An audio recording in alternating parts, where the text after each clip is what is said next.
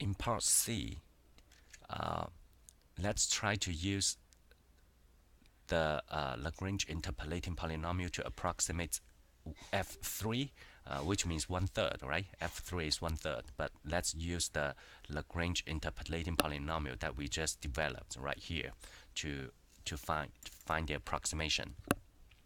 So let me show the whole polynomial right here. So for part C, the p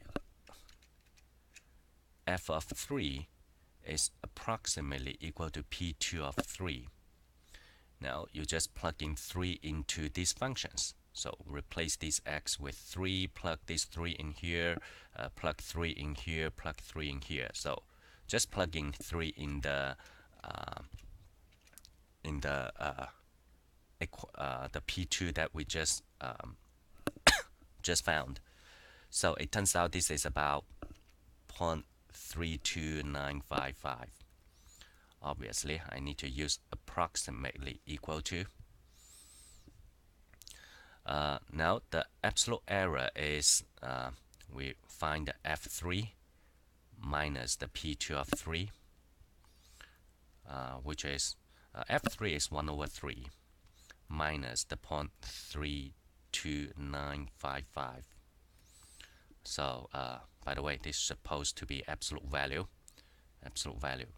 So which is approximately equal to, by the way, I do have to be careful here. This is approximately equal to. Now I can use equal sign now here. So it's 0.00378. And the relative error is equal to the absolute error, which is 0.00378, divided by the true value, which is 1/3, right? And this is about so just multiply the top by 3 if you do the algebra. So it's like a 0.01024. So this is for part C. Now we are gonna look at after we finish the part C. In the last video, I quickly mentioned the part D, so I'll let you finish that. You have the opportunity to do this kind of exercise in your homework. The next thing that we want to do is to find error bound from this part C, okay, after the next theorem. So let's look at the next theorem here. So this is the next theorem. Now, oops. So let's read through the theorem. Suppose we have n+1 nodes. They are x0 to through xn. They're distinct. Okay, they're distinct. And there's a number xi, and this xi is unknown, by the way, between x0, x1 to xn, and hence it is in between a and b, because x0 to xn they are in ab, right? So therefore this xi is in between ab, such that f of x is equal to p of x. By the way, this is our approximation plus this error term. So this is the error term. Okay, this is the error term. Now we are gonna use, so when we say find the error bound, we really have to use this error term to find the error bound. So I'm gonna delete all my scratches. Oops. Right, so let's take a look at how we are going to apply this to our problem. First of all, a couple notes.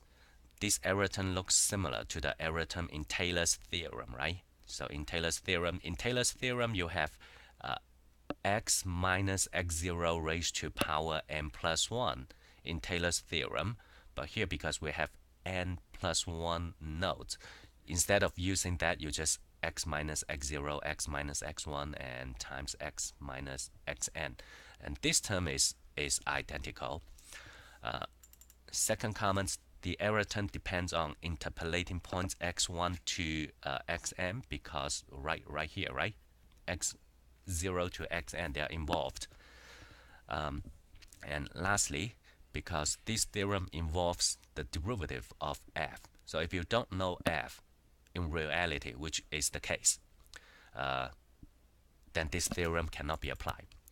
Now, so we review the theorem, and in my next video, we are gonna find the error bound for the approximation from part C. So in part C, we did this. Just a quick review. In part C, we did this, right? We found the absolute error and relative error. So this is the absolute error. This is the absolute error. The error bound we are gonna find absolutely should be a little bigger than the absolute error. That's the error bound, and this is actual error. But we'll see in the next video.